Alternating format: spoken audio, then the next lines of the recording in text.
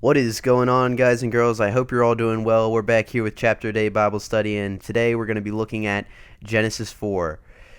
So let's get right into it. Cain and Abel. Now the man had relations with his wife Eve, and she conceived and gave birth to Cain. And she said, I have gotten a man-child with the help of the Lord. Again she gave birth to his brother Abel.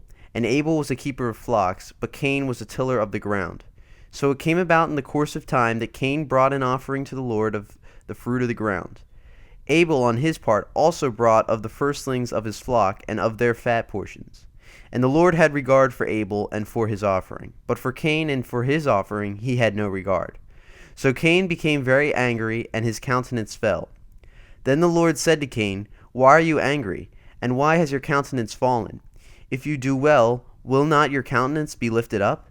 And if you do not do well, sin is crouching at the door, and its desire is for you, but you must master it. Cain told Abel his brother, and it came about, when they were in the field, that Cain rose up against Abel his brother, and killed him. Then the Lord said to Cain, Where is Abel your brother? And he said, I do not know. Am I my brother's keeper? He said, What have you done? The voice of your brother's blood is crying to me from the ground. Now you are cursed from the ground, which has opened its mouth to receive your brother's blood from your hand. When you cultivate the ground, it will no longer yield its strength to you. You will be a vagrant and a wanderer of the earth. Cain said to the Lord, My punishment is too great to bear. Behold, you have driven me this day from the face of the ground, and from your face I will be hidden, and I will be a vagrant and a wanderer on the earth, and whoever finds me will kill me. So the Lord said to him, Therefore, whoever kills Cain, vengeance will be taken on him sevenfold. And the Lord appointed a sign for Cain, so that no one finding him would slay him. Then Cain went out from the presence of the Lord, and settled in the land of Nod, east of Eden. Cain had relations with his wife, and she conceived and gave birth to Enoch. And he built a city, and called the name of the city Enoch, after the name of his son.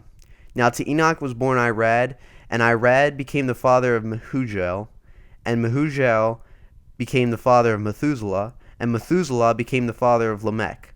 Lamech took to himself two wives. The name of one was Adah, and the name of the other Zillah. Adah gave birth to Jabal. He was the father of those who dwell in tents.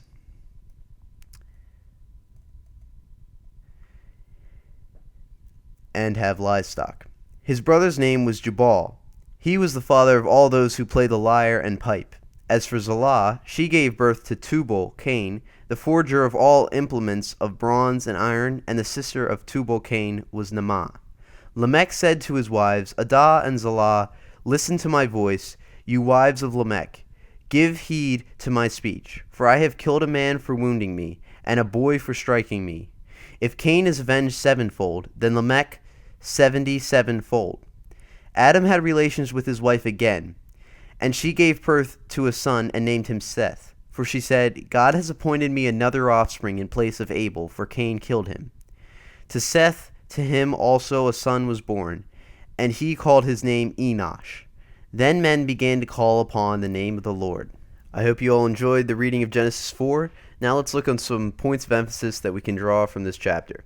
So the first point, the first offspring on earth. So Cain was the first child on the earth, Eve's first son, and she it's assumed soon after had Abel.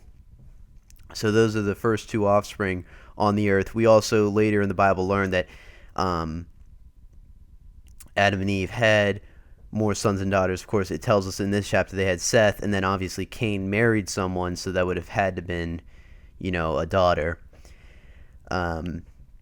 So let's look at the next point. Several silent years.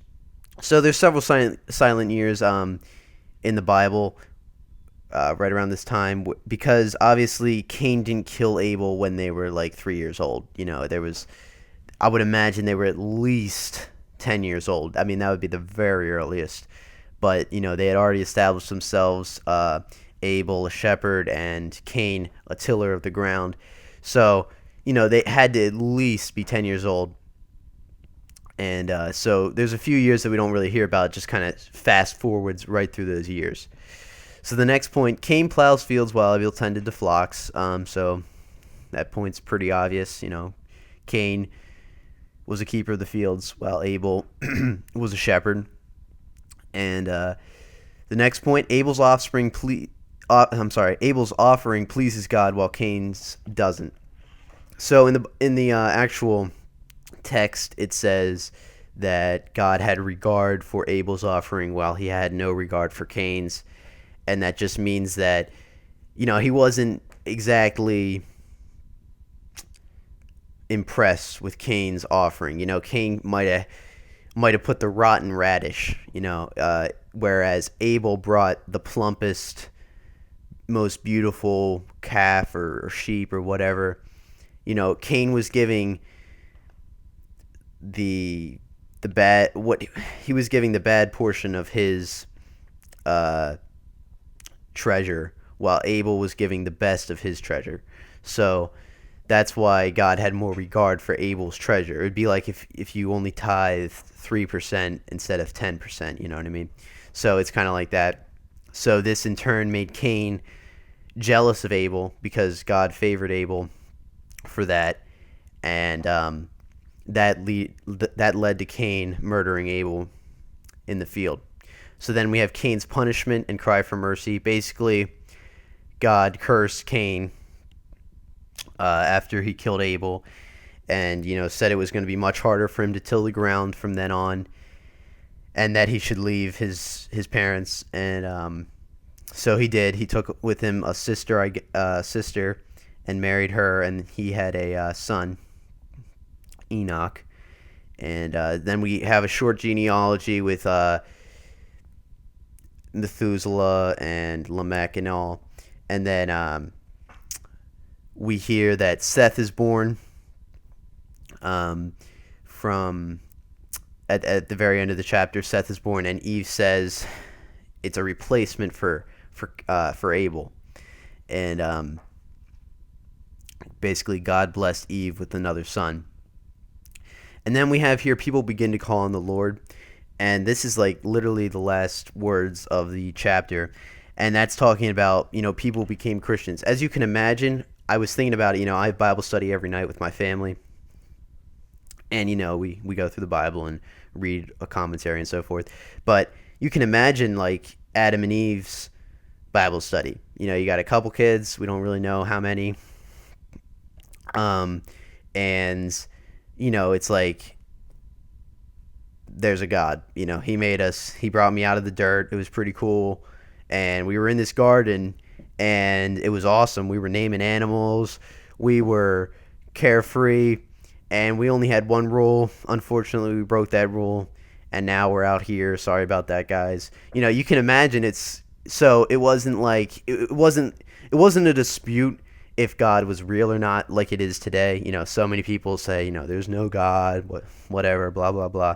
But there wasn't really much of a dispute whether or not there was a God. But now, as we get farther along in the history of the world, people started to stray from God. There started to be more crimes, more sins. God wasn't as prominent in the world at that point. So people actually started, there was non-Christians, and then there was Christians. There's people that believed in the Lord, and there was people that didn't. So people began to call on the Lord. That means people began to ask God for his forgiveness, so that they could live with him eternally when they perished.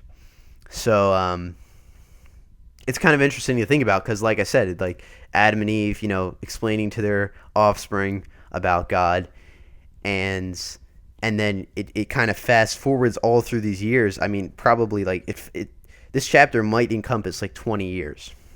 Or even more, honestly. Probably more. A lot happens in this chapter. So,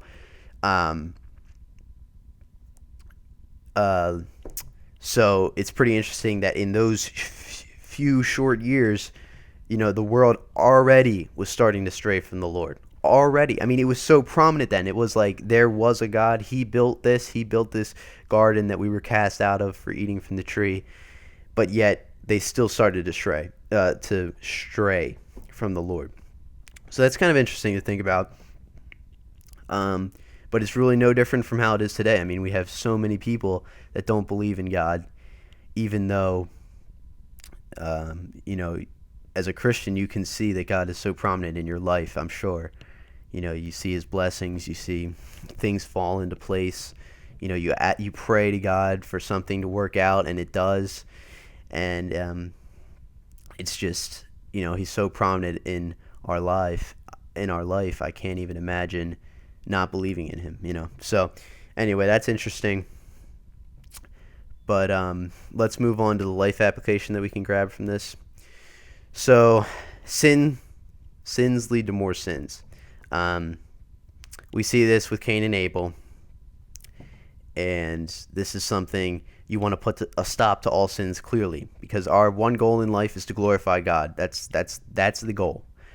Under that falls a lot of different things like evangelism, worshiping him, praying, you know, studying his word. That all glorifies God, but the one goal is to glorify God. That's the one goal.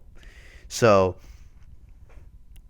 part of glorifying God would be not to sin. You know, it glorifies God when we abstain from sin, and it definitely displeases him when we do sin. So clearly we want to put a stop to sins. We all understand that. But what I'm saying is, if you let sin dwell in your life and you don't worry about it, it's going to lead to more and more things, because your conscience is going to be seared, and you're going to keep on going farther and farther. You're going to be like, oh, one lie's fine.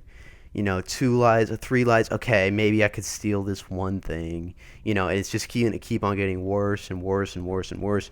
So we need to stop.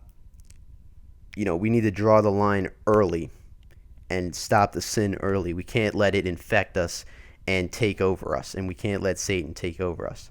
So we saw with Cain, first it was just jealousy, and then it ended up in murder. That's pretty drastic. You know, like I said, this chapter is like fast forward, so I'm sure there was tension between Cain and Abel for maybe as much as, you know, a couple of years before he was actually murdered. You know, it doesn't really give us a timeline in this chapter, so, you know, you don't really know how many years. Was he jealous for like 4 years, or, you know, what was it? You know, I always imagined it as at least a year. It wasn't just like jealous, murder, okay. You know what I mean? So anyway, so this chapter is pretty brief. It's kind of vague. It just wants to give us some background. You know, Abel died, and short genealogy, and then Seth was born. Those were like the main things that happened in this chapter. And the life application that we can pull from this chapter is that we need to stop sin in the beginning. We can't let it dwell in us. We can't let it grow. It's like a weed. We can't let the weed grow. It's much easier to pull a little weed out of the dirt when it's just been there for a day or two than let it grow for a year and try to pull out this giant plant. You know, it's so much easier. So anyway, thank you guys for watching. I'll have Genesis 5 up very shortly, and I'll see you all in my next video.